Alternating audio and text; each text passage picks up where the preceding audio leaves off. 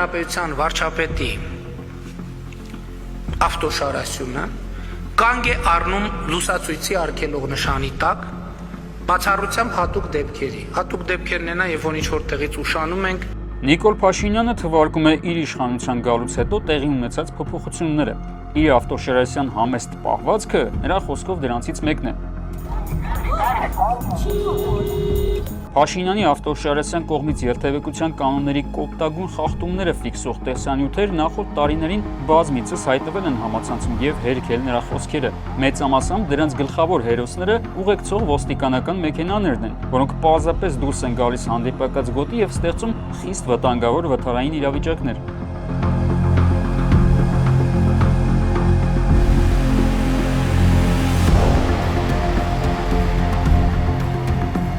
Նման դեպքերում երբեմն քաղաքացիների նյարդերը տեղի են տալիս եւ նրանք իրավապահներին հասանելի կերպով փորձում են բացատրել, թե ինչպես չի կարելի ուղեկցել վարչապետին։ Ինչ եք ուզում ասեք, երբ որ մենք անցնում ենք, ձեռքը դրել եք Ձայնային ազդանշանի եւ բղավում եք։ Ուզում եի ասեի, որ ին վրա չքշեն, որ այս երեխեքի կյանքը կարևոր է։ Ոնց որ երեկվային կնոջ կյանքն է կարևոր։ Ոնց որ նրա երեխու կյանքն է կարևոր։ Այ հենց տենց։ Հանգիստ անցնում է, չէ՞, չի վազում։ Ոչ մի մեքենա չի վազում, չէ՞։ Այո։ Նայեք որ հետ է վազում։ Այո, որտեղ մեկ, ահա, հետ վազեց։ հետ գնաց։ Ինչի հետ գնաց։ Չգիտեմ ինչի հետ գնաց։ Ես ասեմ, որտեղ մեքենա վրան էր քշում։ Այդ դրա համար հետ գնաց։ Տեսանյութում իրավապահները սմարթֆոնով ցույց են տալիս հենց այս դեպքից մեկ օր առաջ տեղի ունեցած մեկ այլ ողբերգական դեպքի տեսագրությունը եւ փորձում պատահարի մեղքը տեղում բարթել պատահարի զոհի վրա։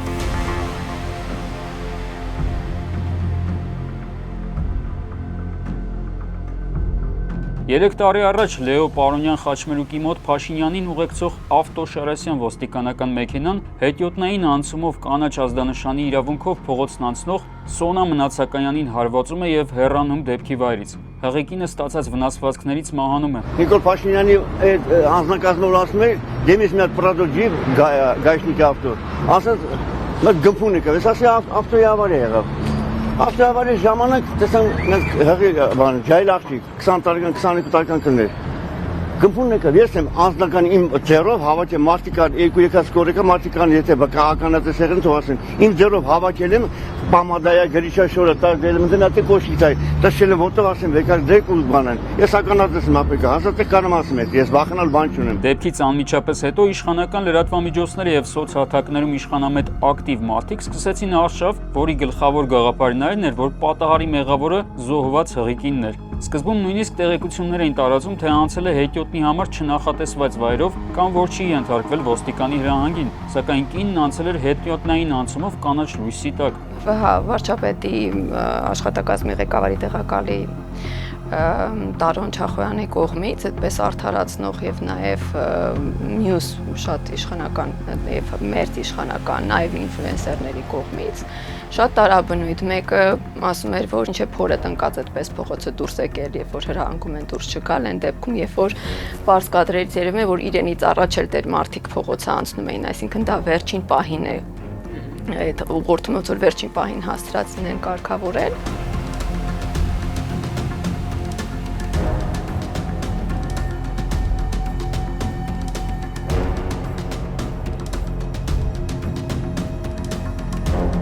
Այն ինչ որ տարածել եք Facebook-ներում ու ամենատարբեր էջերում շատ լավ կլինի, շատ մեծ գործ արած կլինեք, եթե ջնջեք ու հեռացնեք նմանատիպ բաները, որը որ կապված է կոնկրետ քաղաքական կերպով, այս դժբախտ պատարը կապված է քաղաքական ինչ-որ բաների հետ կխնդրենք, որպեսզի հեռացնենք։ Ուղղորդված քարոզ կար, որ մի քաղաքականացրեք, այն դեպքում, որ իրենք քաղաքականացրեցին, որտեվ դա հանրային ուղակի բողոք էր բարձրացել մեծ, որ քաղաքացիները վրդոված էին, ցանկացած մեկը կարող էր լինել Սոնա Մնացականյանի փոխարեն։ Ինչևէ, թեման քաղաքականացվեց հենց սկզբից այն պատճառով, որ նույն սոցիալական հարթակներում իշխանությանը լոյալ անձինք սկսեցին քննարկել, թե ըստ կանոնակարգի վարչապետին ուղեկցող իրավապահներն իրավունք չունեն կանգառնել որևէ պատրվակով, ինչը հետագայում հերքվեց։ Նման բան որևէ կանոնակարգով սահմանված չէ։ Շարասյունը շտապում էր դեպի ԱԺ քաղաքացիական պայմանագիր կուսակցության խմբակցության նիստին, այսինքն դա այդպիսի հրատապետական գործ չէր, որ այդ արագությամբ պարտադիր էր գնալ, եթե օրինակ մի քանի րոպե ուշ հասնեին, սարսափելի բան տեղի չէր ունենա։ Տարբեր տարբերակներով կարող են վարչապետի շարասյունը կանգնեցնել եւ այն 200 հոգին, որ վախտում են այսօր քաղաքում, իրացնել իրանց պապաների հանձնարարությունը սև գործը։ Այս ինչ հանձնարարություն։ Ոյ։ Վարչապետը սպանել։ Եթե Փաշինյանի կյանքին վտանգ էր սպառնում, ուրեմն բոլոր ծառայությունները պետք է լինեին խիստ ուշադիր եւ գրանցեին ամեն բան, ըստ կարգի։ Օրինակ վարչապետի անվտանգության աշխատակիցների միջև միջադեպի պահին ռադիոկապով զրույցի ձայնագրությունը։ Այն սակայն շատ պատահականորեն չի գրանցվել։ Ձայնագրող սարքը հենց այդ պահին դարձել է անսարք։ Երկնիչը ոստիկանության համապատասխան կապի եւ տեղեկատվական տեխնոլոգիաների վարչությանը հարցում կատարեց, որ պահանջեց այդ ձայնագրությունները, կառավարության որոշման համաձայն ձայնագրումը պարտադիր է վարչապետի վերցման ժամանակ։ Նշեցին, որ իբրև թե տեխնիկական խոտանի պատճառով ձայնագրություն չի իրականացվել։ Սարքը վերցրեց քննիչը, նորից փորձաքննություն չի նշանակել միջև օրս եւ այդ սարքով ընդամենը արձանագրել է, որ սարքը փչացած է։ Տրամաբանական կլիներ, որպեսզի ձայնագրող սարքը ենթարկվեր փորձաքննության եւ պարզվեր, թե ինչու այն չի ձայնագրել ռադիոկապով խոսակցությունները, չէ՞ որ խոսքը երկրի վարչապետի կյանքի մասին է։ Ցանկացած տրամաբանող մարդ, անկախ նրանից իրավաբան է թե ոչ, տեսնում է այստեղ պետական միջամտություն եւ հատկապես այդ ռադիոկապի ձայնագրությունների ոչնչացման մասով։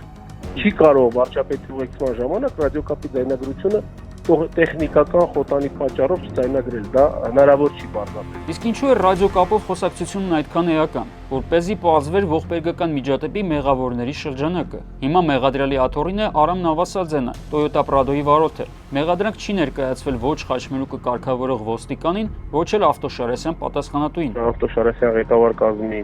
մասով դատախազությունը որոշում է կայացրել քրեական հետապնդում չհարուցելու մասին արդեն երկրորդ անգամ։ Առաջին անգամ դատարանները անհիմն համարեցին եւ վերացրեց դա։ Երկրորդ անգամ են կայացրել, առաջինազյանի Թավուտյան դատարանը դարձյալ գտել է, որ դա անօրինական է եւ դրանով խախտվում են դժոխք կողմի իրավունքները, դարձյալ պարտավորեցրել է վերացնել,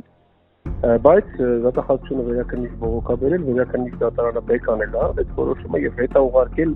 նորից առաջինազյանի դատարան։ Այս ամենից ելնելով զոհի իրավահաջորդները կարծում են, որ կա պետական մակարդակով միջամտություն։ Գործով մեղադրյալը չի կալանավորվել, չնայած քննչական կոմիտեի հրապարակած տվյալներով լքել է դեպքի վայրը։ Վարորդի եղբայրը նույնպես,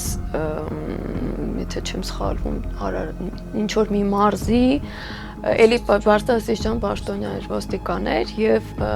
եղբայրը նույնպես եկել է դեպքի վայր։ Վարորդը ինքը նույնպես եկել վերադարձել է, գնացել է տուն, փոխվել է, հագուստը փոխել է, վերադարձել է դեպքի վայր։ Մենք իդեպ ասեմ, որ վկաները, ովքեր այդ ժամանակ ներկա են եղել, հետագայում այդպես խուսափել են վկայություն տալ։ Այս պահին ընթանում է դատաքննություն, որն ըստ էության չափազանց դանդաղ է առաջ գնում։ Ամիսներով նիստեր չեն կայանում։ Օրինակ անցյալ տարվա ընթացքում 3 նիստ է տեղի ունեցել ամբողջ տարվա ընթացքում։ Ես նույնիսկ կարող եմ հիշել, թե ինչպես է, հա, անցյալ տարի 24 թվականի փետրվարի 21-ին, որից հետո նշանակվել էր մայիսի 21-ին, բայց այդ օրը փաստաբանների գործադուլի օրներ եւ փաստաբանները մեղադրյալի պաշտպանները չներկայացան։ Գործը հետաձգվեց մինչև հունիսի 18, հունիսի 18-ին նշանակվեց օգոստոսի վերջին, այդ նիստին նույնպես փաստաբանները չներկայացան,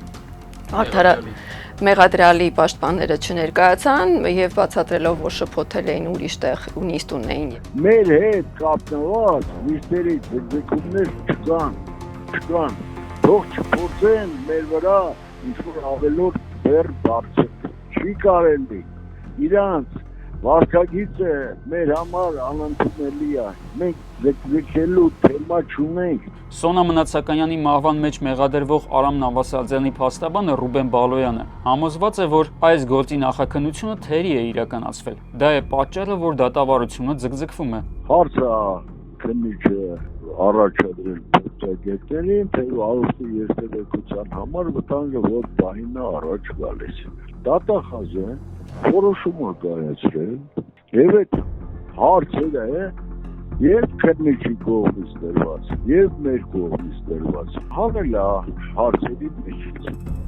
որի իրավունքը դատախազը չունի, Գործին առնչվող այս հարցի պատասխանը չի տրվել։ Դա է պատճառը, որ պաշտպանական կողմը միջնորդել է նոր փորձաքննություն իրականացնել, բացատրում է Բալոյանը։ Բայց խնդիրն այստեղ միայն դատավարության ձգձգումը չէ։ Նախորդ դատական նիստերից մեկի ժամանակ վատացել է Սոնա Մնացականյանի հորեղբոր ինքնազգացողությունը։ Շտապօգնության միջոցով հիվանդանոց տեղափոխված անձի մոտ ֆիքսվել է սրտի կաթված։ Պատճառն այն է, որ դատական նիստերի ընթացքում պաշտպանական կողմի խնդրանքով անընդմեջ պտտվում է հեղի կնոջ մահվան կադրերը։ Կա կարծիք, որ դա արվում է միտումնավոր։ Մոտապես 1.5 ժամ տեղողությամբ նիստի ընթացքում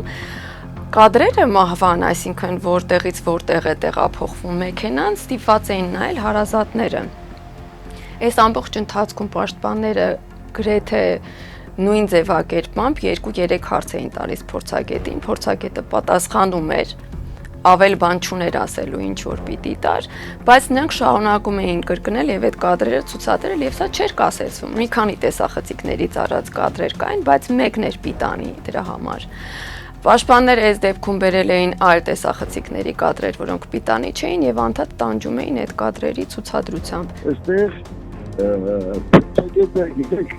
որ խաղեր է տալիս, որի համար ինքը ուշեշուտ կարծում եմ պատժվելու է։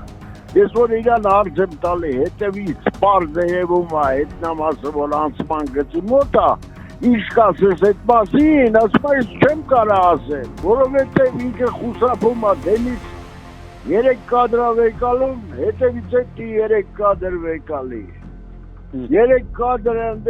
դեմից ասում է, սլակին չի ասել, բայց որ հետևից 3 կադր եք վեկալում, սլակը անցած է։ Ստացվելու է ինքը ցույց տալի դատարան։ Ինչու է այս հարցը պաշտպանության համար սկզբունքային, որովհետև դրանից է կախված բախման պահին արագության որոշումը։ Հիմա ըստ փորձագիտական եզրակացության Toyota Prado-ն Արամ Նավասարդյանը վարել է 108 կմ/ժ արագությամբ։ Եթե հետևի կադրով է սլակնանցը, դա արդեն 30 մետր չեղավ։ Հնում է 23-22 մետր մոտավորապես։ Արագությունը դառնում է մոտ 80, 70-ից 80։ Տեսաձայնագրային մասով եւս միջնորդելու են կրկնակի փորձաքննություն։ Եթե այս գործով դատավարությունը շարունակվի ձգվել, ապա նույնիսկ մեղադրյալի մեղքը ապացուցվելու դեպքում նա կարող է խուսափել պատժից վաղեմության ժամկետի հիմքով, կարծում է Մարիամ Կանայանը։ Վաղեմության ժամկետը լրանում է 27 թվականին, 2 տարի մնաց եւ 3 տարի դեռ էս process-ն է, այսինքն եթե այսպես շարունակվի, ուղղակի կհասցնեն, որ վաղեմության ժամկետը լրանա եւ գործը այսպես փակվի գնա։ Հաշվի առնելով, որ մամուլում պարբերաբար հայտնվում են տեսանյութեր, որտեղ ֆիքսվում է Փաշինյանի եւ նրա կնոջ Ավտոշերասյան մասնակցությամբ ավտովթարների հետևանքները, կարելի է եզրակացնել, որ գլոբալ առումով այս ողբերգական միջադեպը որևէ եզրակացության չի բերել այն ծառայություններին, որոնք պատասխանատու են վարչապետի եւ նրա ընտանիքի տեղաշարժման համար։ Խնդիրը մեծ հաշվով վերաբերում է քաղաքացիներից յուրաքանչյուրին, քանի որ նման միջադեպի զոհը կարող է դառնալ յուրաքանչյուրը։ Արմեն Աթալյան, Տիգրան Նադարյան, Օրագիր Նյուզ։